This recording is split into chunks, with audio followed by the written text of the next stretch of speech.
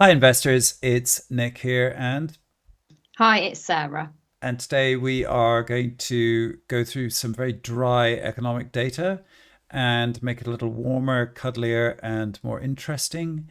And then we're going to look at some numbers. And the objective is to take a view on which way the economy is going, and then put some numbers together which would hopefully validate, let's say, a business case for yes, this makes sense, or it doesn't, because sometimes things don't make sense. But before we get into it, Sarah, what's your property story? Yeah, so I guess I inadvertently got into property. I'm very fortunate that I live in a really nice part of the UK, but as part of that comes, that property is more expensive. So to enable me to get onto the property ladder and to move forward on the property ladder, I had to buy property that needed renovating. So I was initially flipping properties. And then to cut a very long story short, I won't bore you with all of the details. I actually converted a house into a HMO for professionals, and I've got a buy to let property. But I now also, as part of that story, manage someone else's portfolio for them, which consists of 120 tenants. And by trade, I'm a psychologist, so I've combined what I hope are my good people skills with my knowledge of property to actually help other people to invest their money into the right types of property. Ooh, okay. Well, I don't know anything much about HMOs. My thing is construction. Believe it or not, in the early days, I had a renovation company, and I, like you, Sarah, I got, played the property ladder. My wife and I bought various properties, and we ended up in a fancy house, which is a very good tax efficient investment. And then we subsequently got into all this buy to let stuff, and I set up a property sourcing business.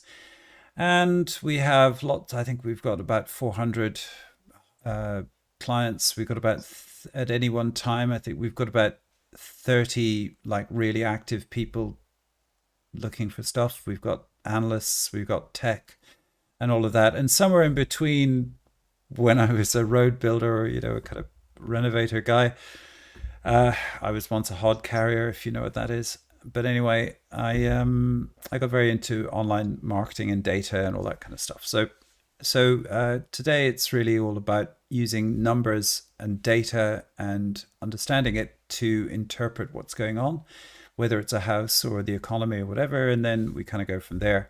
So with all that in mind, the objective is to look at some really dry economic data. So here we are, and there's Sarah, and there's me, and right. And as I said, we're not in the same room, but by the magic of technology, it kind of works. So let's carry on.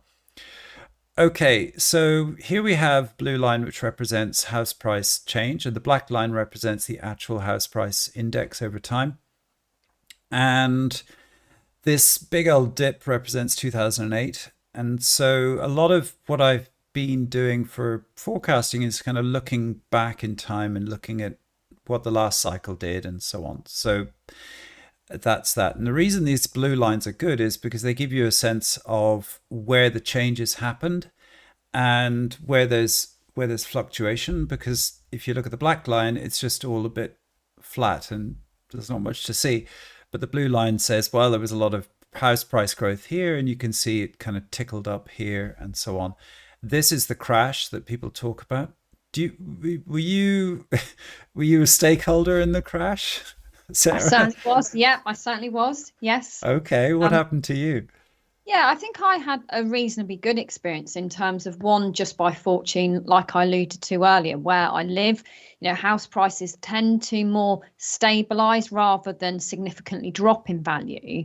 But also, as part of what you and I do, I've done a lot of research. I'd invested into the right type of property in the right area. I hadn't over leveraged my finances. So I came out of it, I just sat tight and have come out of it overall, in a really strong position now. However, sort of as part of my journey, I have met people who are still unfortunately suffering because of the choices that they made back in when that last property crash happened. And I Mm, think that's why, it's really important. The job that you and I are, we hope to do for other people is actually helping people to invest in the right properties in the right area and using their cash sensibly so that actually when the next property crash does hit, that hopefully like myself people come out of it relatively unscathed. yeah. Well, yeah. I remember 2008. I remember watching the screens, watching the market tank. It was apocalyptic, but Mm, we got lucky. And so many people who in property who say, "Yeah, I'm really clever with property. I made a lot of money at it." Often, when you dig into the real story, they're just lucky.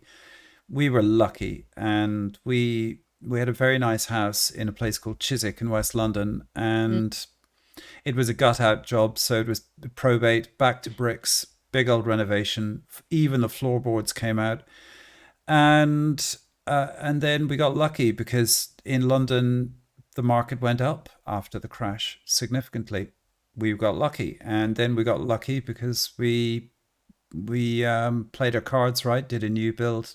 Again, luck, but you make luck, right? And so the main point about the last crash, I think, is that it was horrific for some people who mm, made bad decisions, but overall it wasn't that bad. And when I look at a lot of our data where we analyze historic crash, how the market did in a particular locality area during the crash, oftentimes it was like the market descended 6% nominally, which isn't a great deal.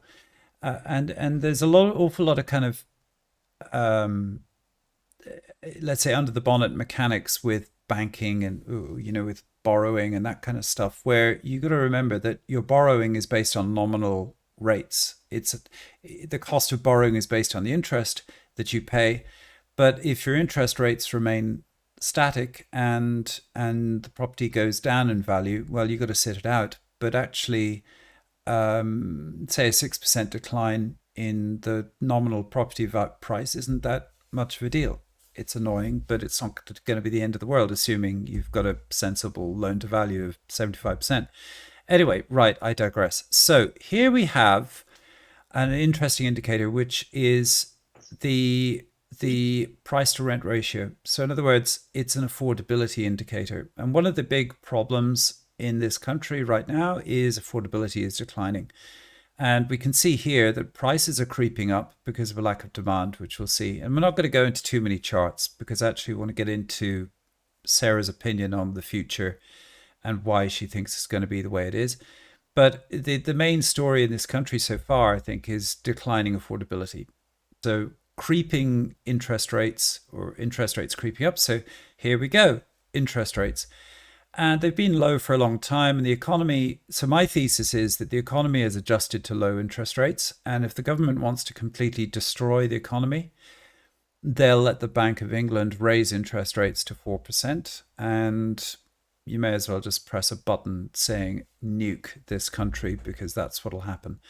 Now, it already happened once in the 90s. So late 90s, we had a period here where there was a huge spike in interest rates and then the market crashed. It was the last significant property crash. So if we look at this data here, you go right back.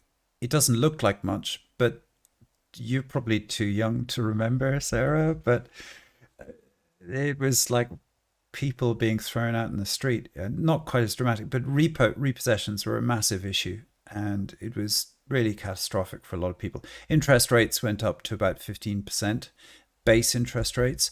So people were paying in the region of like nearly 20% interest a year on borrowings. It was just ludicrous. So it's unlikely to basically, I just don't think that's a good outcome. Here we go. Here's the base interest rates. So you can see here, if you look at the chart, what this shows us is that there was a big spike. We know that. And I remember it well as a young guy doing my hustle, working as the hod carrier on a building site. Then I got a job in a insurance company. But the point was, I remember it all. I remember people speculating, going, "Yeah, this is how to make," and then bang. And I also remember hanging out with people who sold repossessions and or kind of sourced repossessions and stuff, and it was just bad times. Do you remember that, Sarah? Not massively, I'm but glad to obviously I say you're know. too young to remember. But I have heard obviously lots of stories and tales from people. So whilst I don't like personally remember it, I can imagine it was a tough time for many.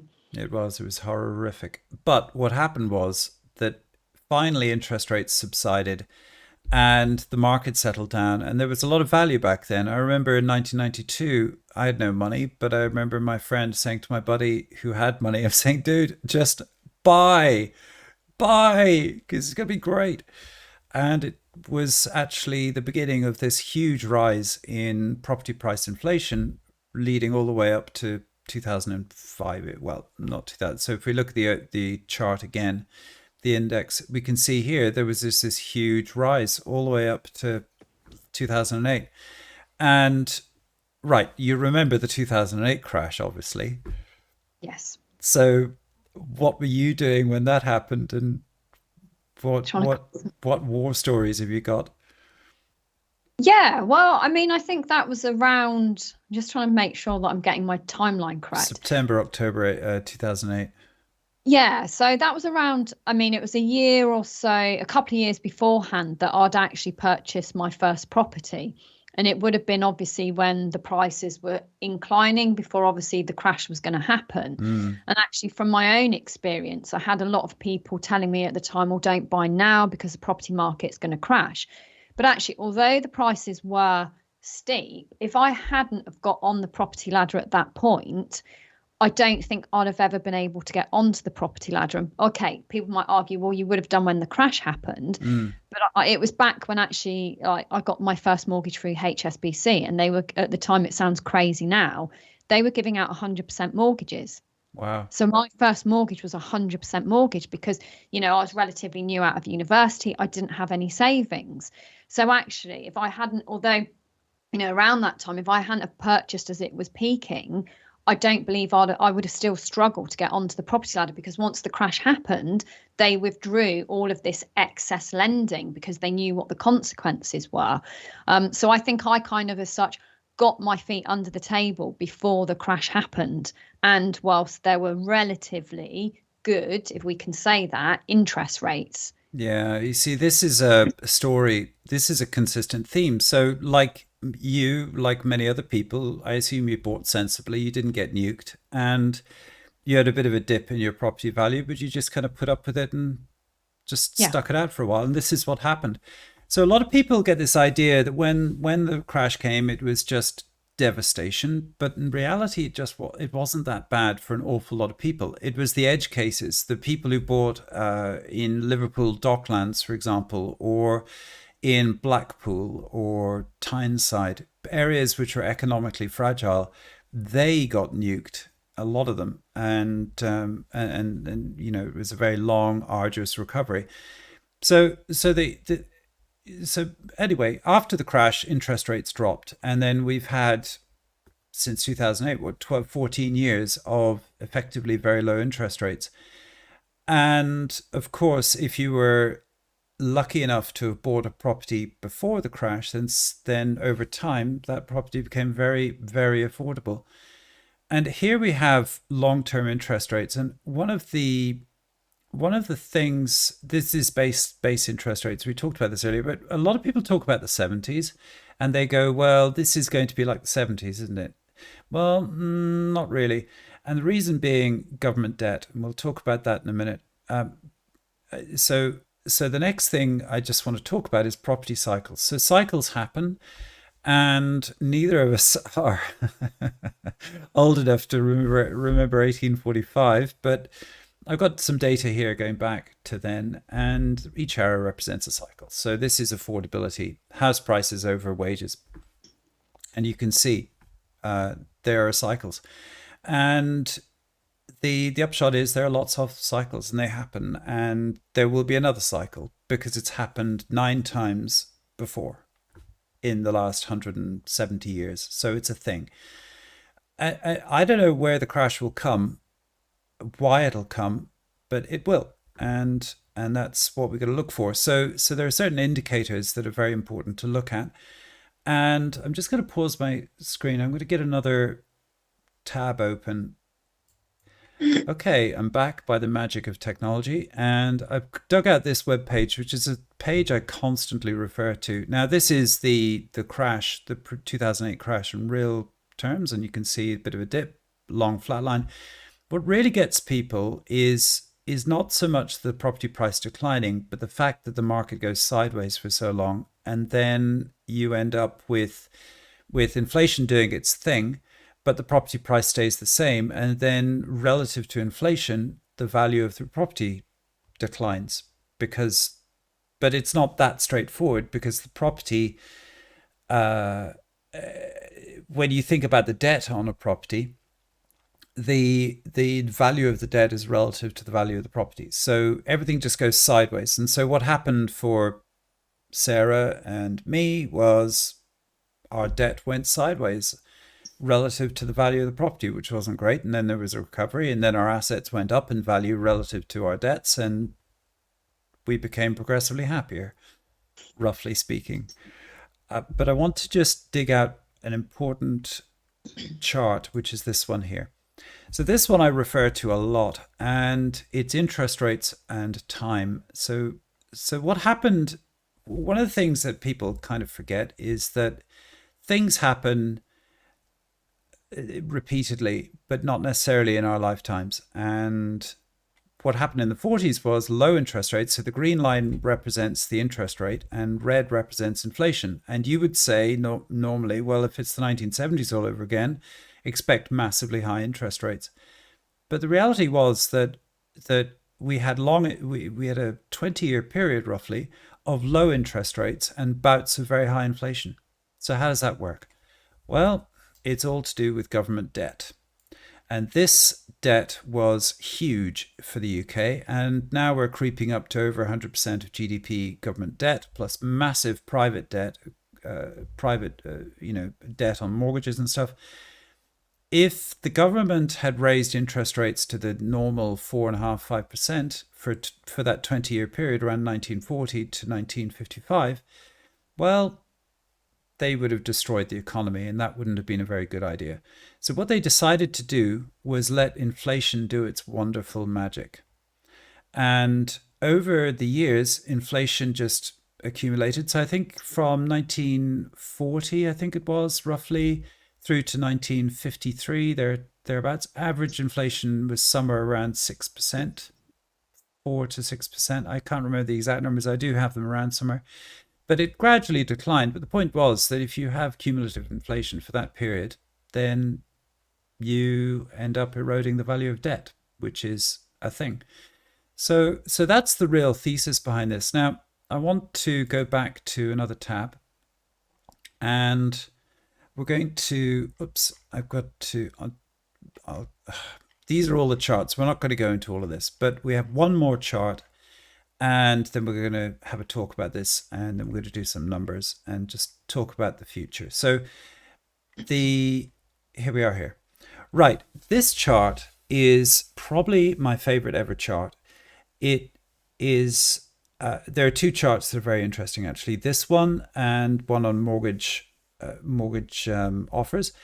But this one shows the proportion of surveyors who say that the price that's paid for a property is overpriced or underpriced. So it's a very simple index, and surveyors know what they're talking about. So maybe do you want to talk about this chart in any context, Sarah, or shall I carry on?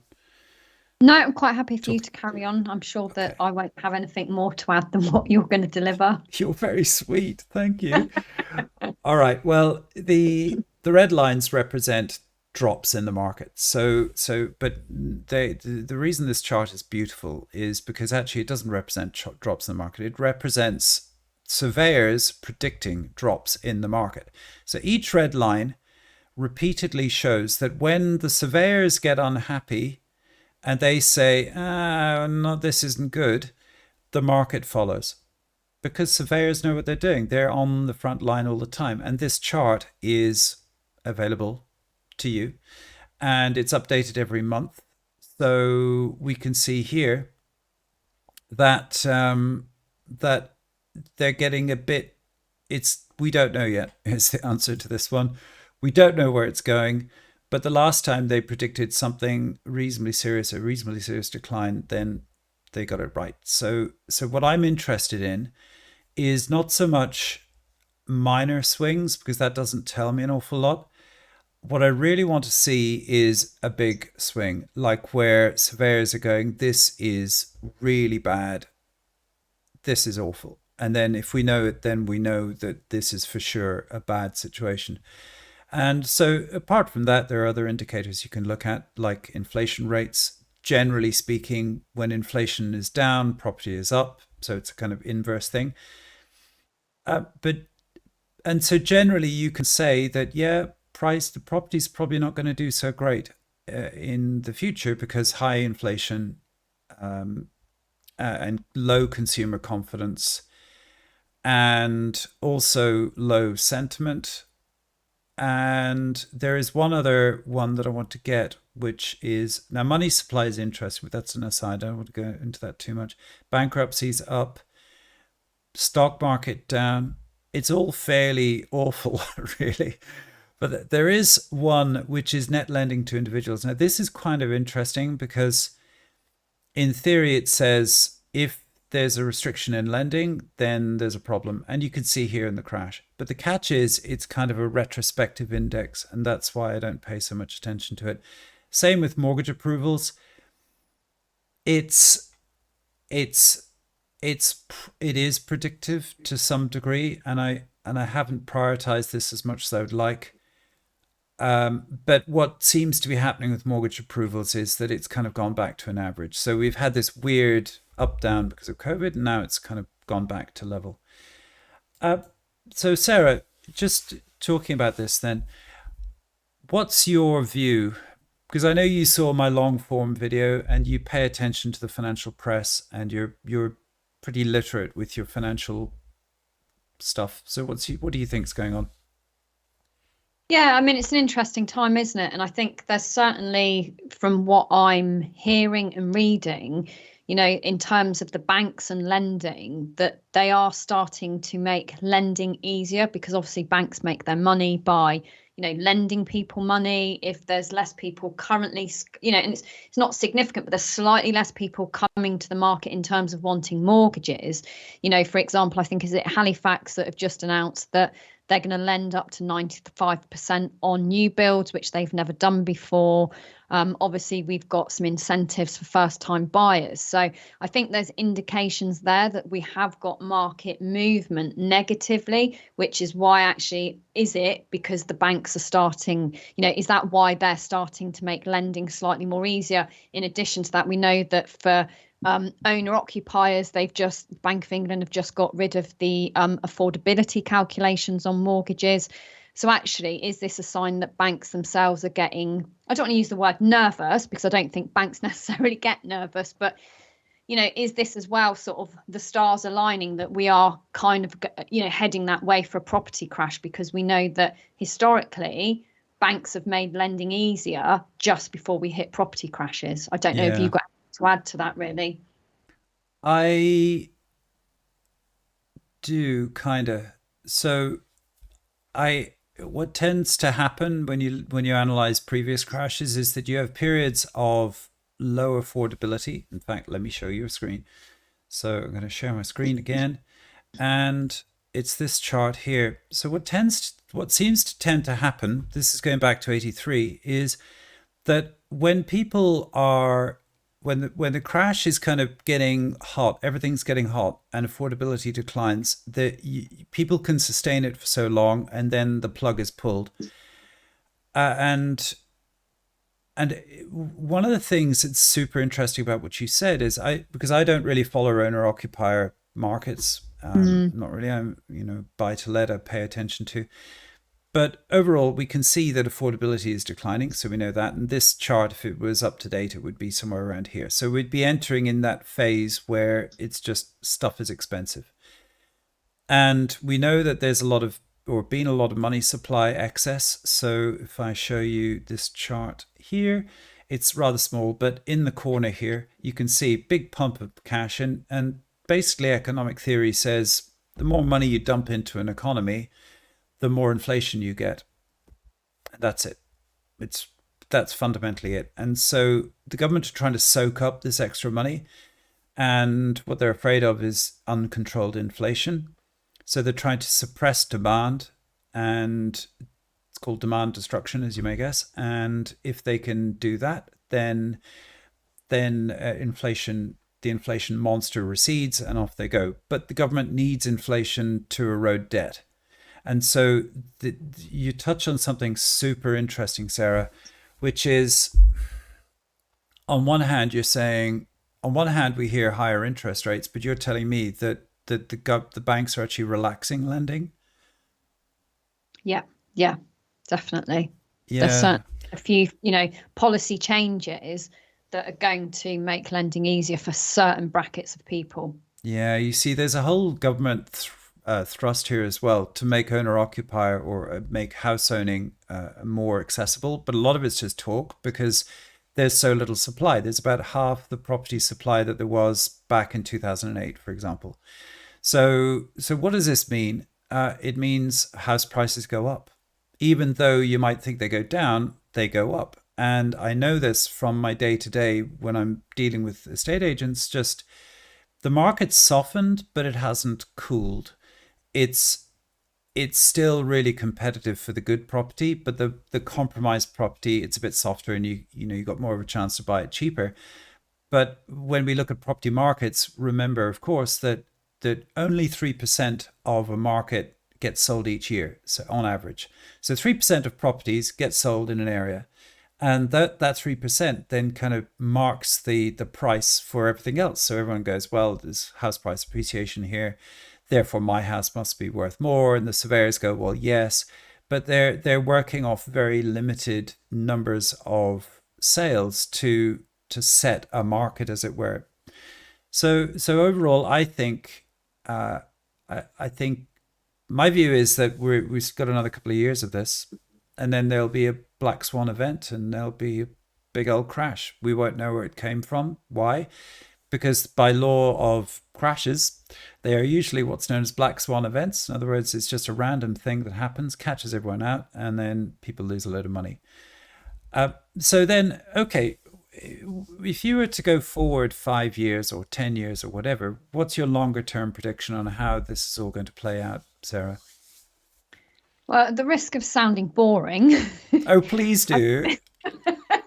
I think really, the property cycles that, you've very clearly and very well narrated across many of your different, videos that you've put out. I think we're just going to get a repeat of very much the same pattern in general. I think that, when the property market crashes over the next 10 years, it's going to go sideways for a couple of years, and actually then it's going to slowly build itself back up. And I think it's a case of, people buying property, and if, worst case happens that you hit negative equity, actually you just have to sit with that property. I always try to encourage people to, in some capacity, have a plan B. So can I, if I hit negative equity, can I, for example, sit with the property until it goes back into positive, Mm, financial reasons? Or, for example, going off key slightly, but with my HMO, I've actually designed that. So if worst case scenario hit, I can flip it back into a buy to let. So I think it's just really important at the moment for people to understand what is my plan B in the worst case scenario, but sort of failing that, I think it's a case of, sitting tight, and the market will take off again. I don't think necessarily we're going to see anything new or fancy mm. happening over the next 10 years. Like, again, I don't know if you've got any sort of different opinion on that. I have an additive, an additional opinion. So the thing is, when property crashes happen, lending dries up. So if you take your story, Sarah, you got lending, when you got lending, you suffered a little bit, but the fact was you were in the game and that was good. And when the crash comes, lending is going to dry up because that's what happens. That's why markets decline. So there's a very strong argument for just getting on with it. And the sooner you buy into it, the and ride the wave. So there's this whole idea of the winner's curse, which is that if you wait, market goes up, you buy at a higher price, then you're in a more disadvantaged position in the event of a crash. The earlier you buy, the less you might come out neutral or even in a plus situation. So there's a really strong argument for like get the lending while you can, actually. Yeah, Uh, and I think, yeah. sorry, and I think in addition to that, that's where it really comes down to, which I know you've spoken about previously, about like your level of deposit that you put down. Actually, put a deposit down, whether that's say 20%, 25%, 30%, put it down where you're leveraging your finances sensibly. And what I mean by that is that so that, you've got enough deposit or equity in the property so that even if the property value declines, your property isn't going into negative equity. Yes. Yes. Exactly. I Because your think your that's deposits are big key. enough. Yeah. Yeah. But there's another part to this whole story, which is inflation. And there's a simple idea here, which is that if interest rates remain low, so my thesis for the next 10 years is that the market will behave like it always behaves. There'll be a big old crash. This country is in trouble generally. It's got to re-engineer its economy. So it's very similar to post-war Britain in many respects. You had COVID, which was a huge shock. You had the war, and eventually, this country will rebuild and it'll readjust to life under Brexit and reshoring and all of that. And it'll find its way. But these things take at least a decade. It's got a lot of debt. There are lots of big background issues floating around about about the US and its position in the global hierarchy. But just little old Britain, inflation is its friend, really, when it comes to eroding the value of debt.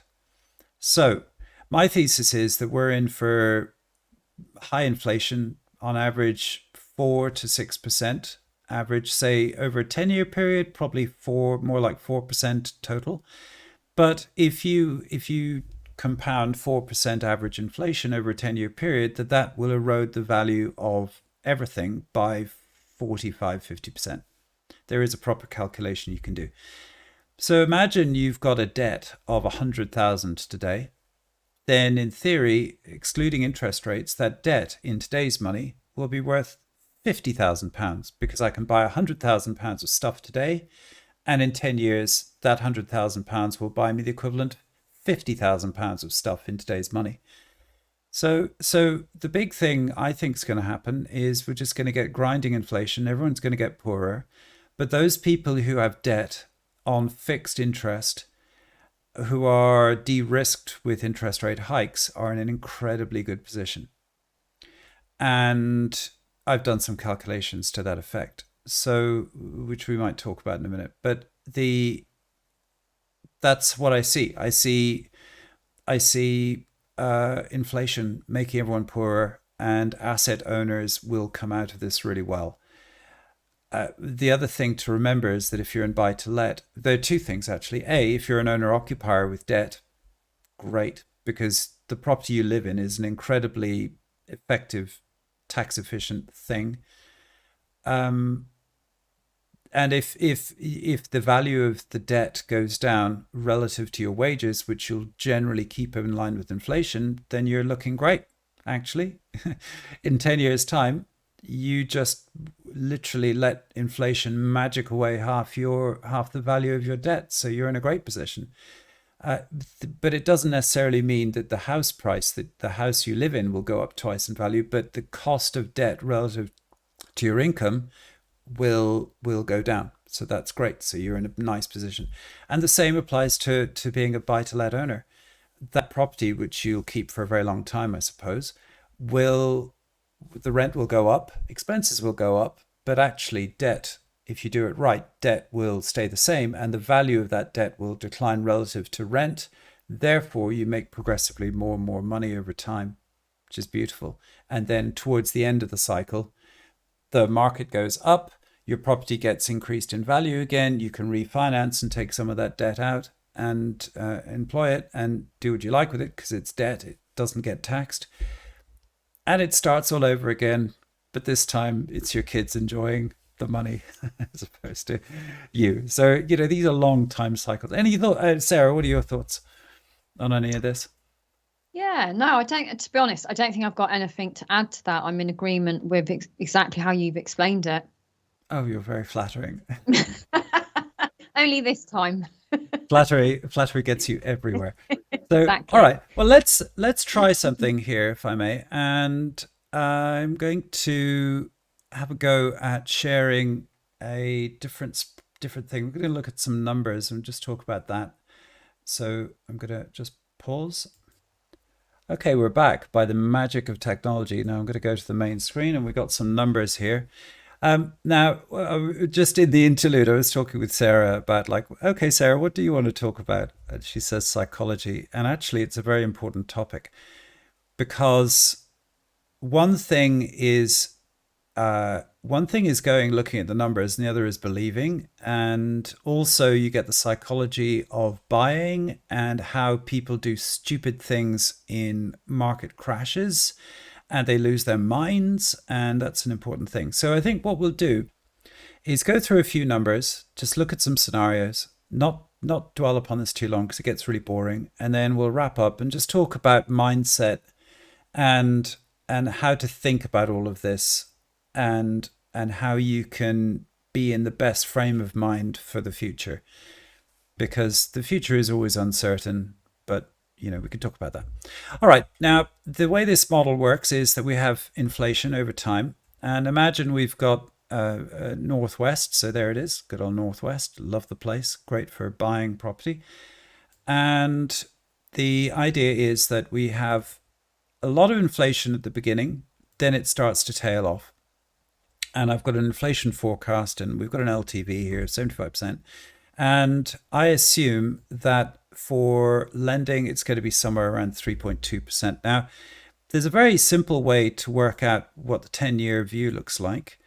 Oops, it's going a bit crazy there. And that is 10-year. I've got to pause so you don't have to watch all this.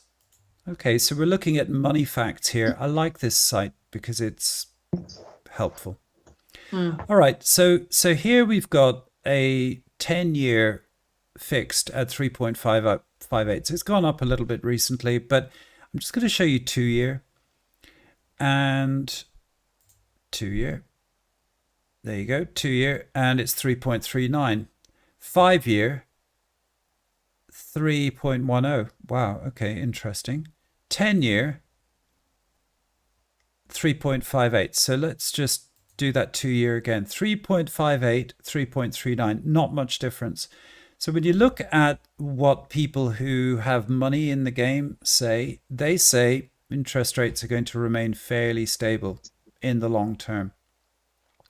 So if we go back to our financial model, I've got a historic numbers here, and then I start to do my forecast stuff. So I say the forecast inflation is this over time. And we've got the historic inflation as well. We had a period of very low inflation. And here we have forecast cumulative inflation. So what that means is that there's two ways of looking at it, I guess. One is you can look at it as in, if I have 100 today and I want to buy a thing, then I need 186 of this money in 15 years time or whatever it is. So that's how that works. But you could look at it another way and you can say this is the 86% cumulative inflation over time. But another way of looking at it is, if I have 100 today and then I go forward, whatever it is, 16 years to the next property cycle, assuming cycle is average 18 years, then what'll happen is that my 100 will be worth 53.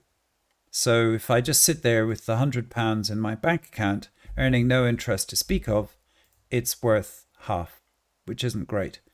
But it is great if you look at a few other things. So if we understand how this all plays out. So the next thing is we've got some growth. This is house price growth for the last cycle. So I'm using that as a future cast. So I'm just saying this is the cycle last time. And the reason I think it's a good reference as opposed to the previous cycle before that is that in the previous cycle, interest rates dropped massively, which then encouraged huge increases in capital gain. But this time round, interest rates were all fairly static throughout the whole cycle. So therefore, this is almost like a natural, it's very clean data. And then we have a house price. So this is £200,000. And we say that in 16 years' time, based on current cycles, it'll be worth £311,000. So that's roughly it. And it goes up in value. So great, I'm happy. But there are more bits to this equation. And the other way of looking at it is that if I just put £200,000 cash into a property and left it there, then based on inflation, it's worth 167,000. So the price of the property goes up, but inflation is greater than the price rise of the property. Therefore, in fact, I lose money. So that's not a good story.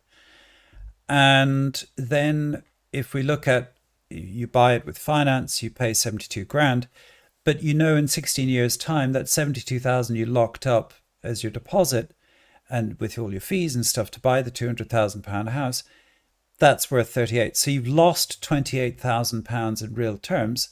If you just put that money somewhere else and kept it in line with inflation somehow, you would be £28,000 richer. In other words, you would have preserved your capital, but instead you've lost money in the deposit. So that's bad. It's a real up-down story, and it's a lot of numbers. And I know it's a bit dry, but these things are, if you bear with me for another few minutes, we'll get there.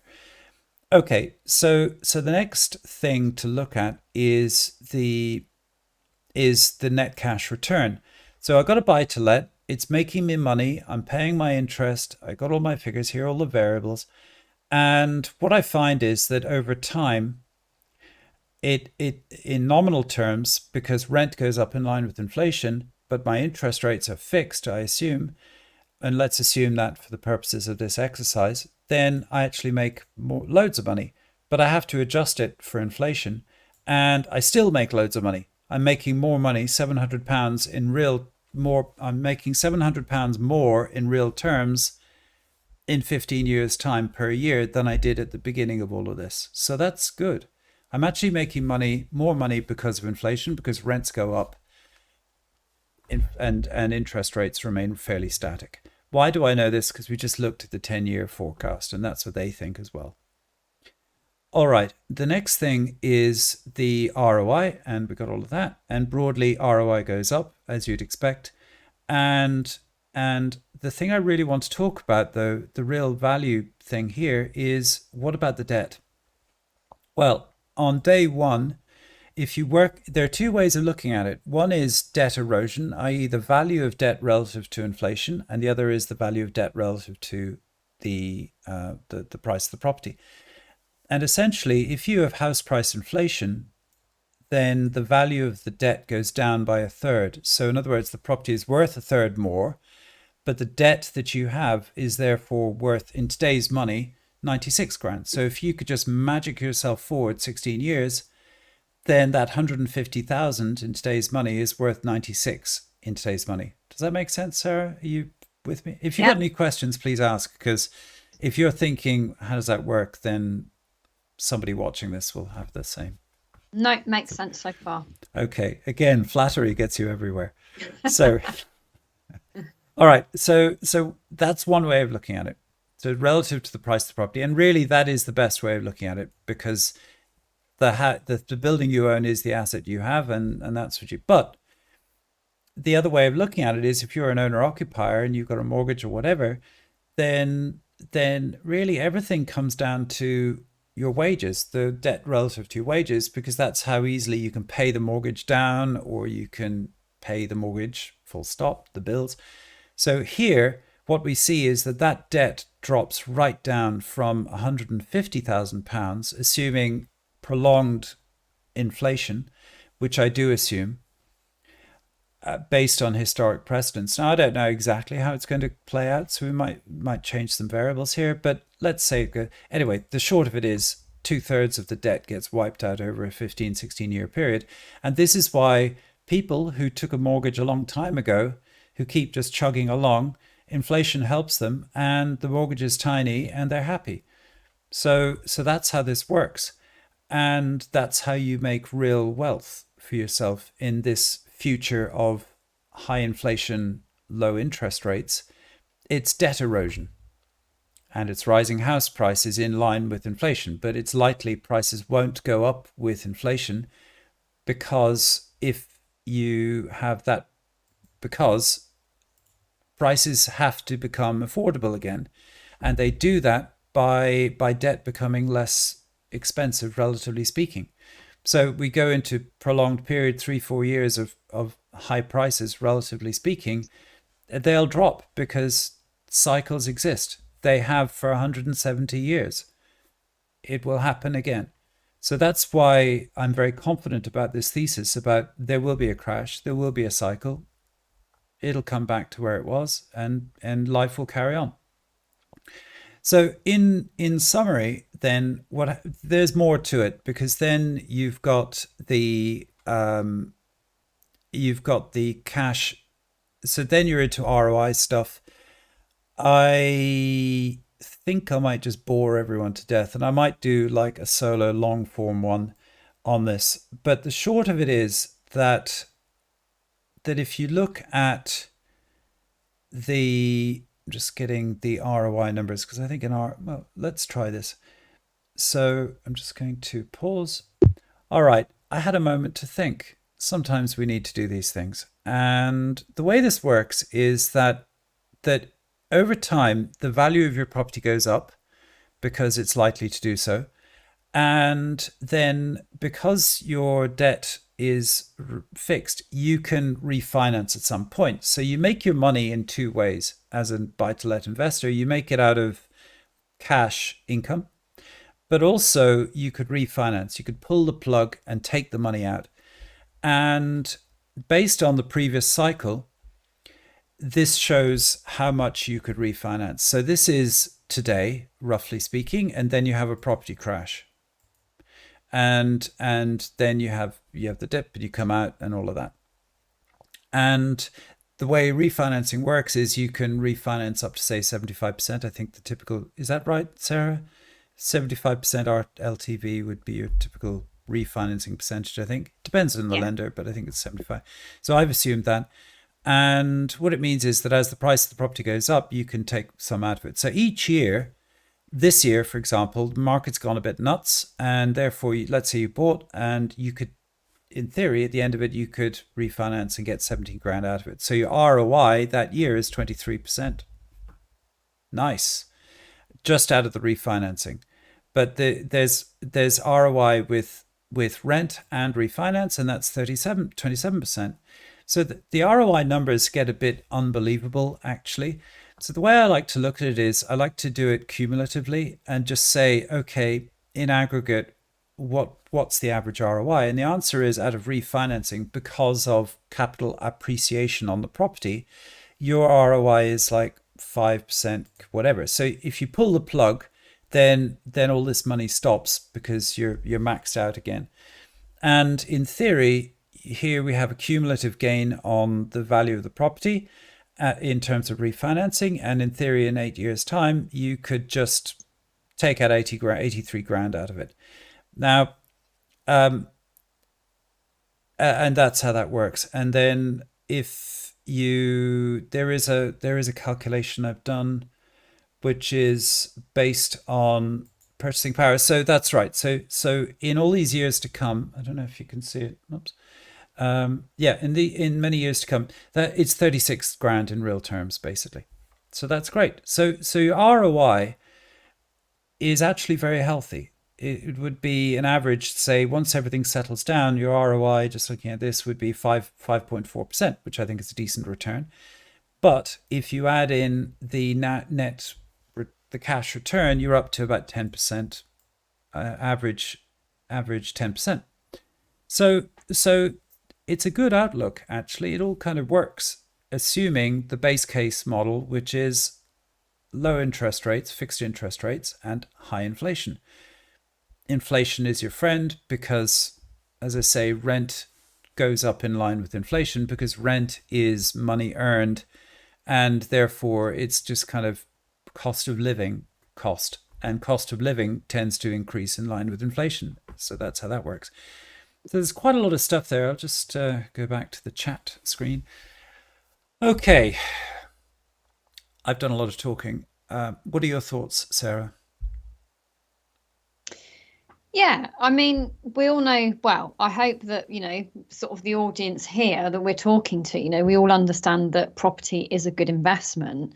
But I also think what you've just overviewed, it is really important to understand how all the different variables interact with each other Yes. to really understand that, the benefit of that long-term investment. And even if there was to be some type of dip in one of those variables, actually the long-term outcome is positive. And, again, I think that's just why it's so important that we're researching and or educating ourselves with the right type of information, exactly what you've just covered, because a lot of people don't understand this. So, Sarah, you the psychologist, Mm. well, you the property Yes. psychologist, me the tech property, whatever funny old confluences we all have. How would you frame this in a more kind of emotionally understandable way? I mean, I've gone through a load of numbers and I've basically said, do this and you make money. But how would you reframe this so that it makes sense emotionally? Yeah, I mean, I think we both understand that the biggest barrier for most people is actually pulling the trigger. And by pulling the trigger, I mean taking that first step to actually go, yeah, we want to make an offer on this particular property. So I think it is a case of that, to help people overcome those emotional barriers, and people are in the right place by following this content is actually, make sure you've done your research, because we know that investing in the right type of properties in the right area is the right thing to do. And then it's actually just being brave enough and having the motivation to actually pull the trigger, because it's about that, and you've spoken about it on many occasions about how if you're literally just leaving your money sat in the bank, it's not going to work for you. And actually, for a lot of people, whether it's just one property or a number of properties that they can invest in, you know, it's their life earnings. They've worked really, really hard to get this money. And what people don't want to do is invest it into the right type of properties or any other type of investment that just isn't going to work for them. So I think it is from like a psychological perspective, it is just being really clear on like what your goals and your motivations are, and actually the property strategy that you're using, buy to let is a fantastic one, is the right kind of investment that's going to give you those returns. Yeah. Yes. But just dealing with a lot of people on a day to day and Mm, dealing with a lot mm, of fear, what I what I'd like to point out is that it's it's all step by step. First yes. make it, do your homework, find a property you like, make the offer. You don't have to stick to the offer. If you think afterwards, oh, I got buyer's remorse, I'm not gonna, no, withdraw the offer. There's no legal obligation on you. Don't waste people's time, but it's step by step. Then you get into, well, you got to get the survey done and you've got to go through the conveyancing process. And there's an awful lot of checks and balances in this whole process that are there to protect you. You got to go in with your eyes open, obviously, but there are protections in that there are processes that give you the information you need to make a good decision. But overall, looking at all this economic data and all the numbers and stuff, and also a key point that you made, Sarah, earlier, is that when the good times are in, the lending is there. When the bad times come, no lending, and you're out of the game. So, I overall, my view is that there's money to be made here. There's lending on offer. Take it. You might get a bit walloped in the crash, but if you buy early enough, you'll be okay. Be sensible where you buy. Always look at good demographics, fundamentally good, solid local economy. Buy a property that people want to live in. That's quite important. and you'll be okay. So and long Yeah. term, you play the inflation interest rate game right, then you'll come out really looking quite good at the end of all of this. Yeah, and I think you hit the nail on the head by saying that, it's people's fear, isn't it? Fear can actually paralyze people. And actually, if we're allowing ourselves to be paralyzed, we're going to miss out on these current opportunities. So actually, it's a case of, like we said, getting your education in place, understanding what you're doing, aligning yourself with the right people to help you do that, and to make the right decision, to help you make the right decisions. Because, if you just allow yourself to wallow in that fear, actually you're going to completely miss the boat.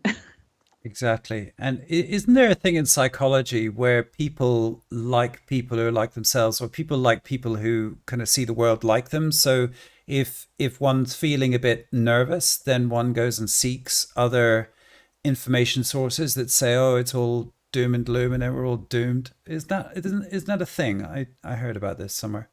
Yeah, I mean, there's different, sort of philosophies of thoughts on that. But yeah, Mm. it's that kind of whole analogy of like attracts like. But that's why they also say, you're meant to be the average of the five people you spend the most time with. So actually, in terms of, say, property investment decisions, surround yourself by people who know more than you, who Yeah. are 1, 2, 10 steps ahead of you. Because actually, when you're surrounding yourself with people who know more than you and have more experience, that's only going to elevate your success. Well, on that note, it's been great chatting with you, Sarah. Thank you so much. It's been really helpful. And yeah, and uh, anything final from you, Sarah? No, just it was really informative, and just thank you for the opportunity for me to yeah, contribute. All right. See you soon, investors. Bye.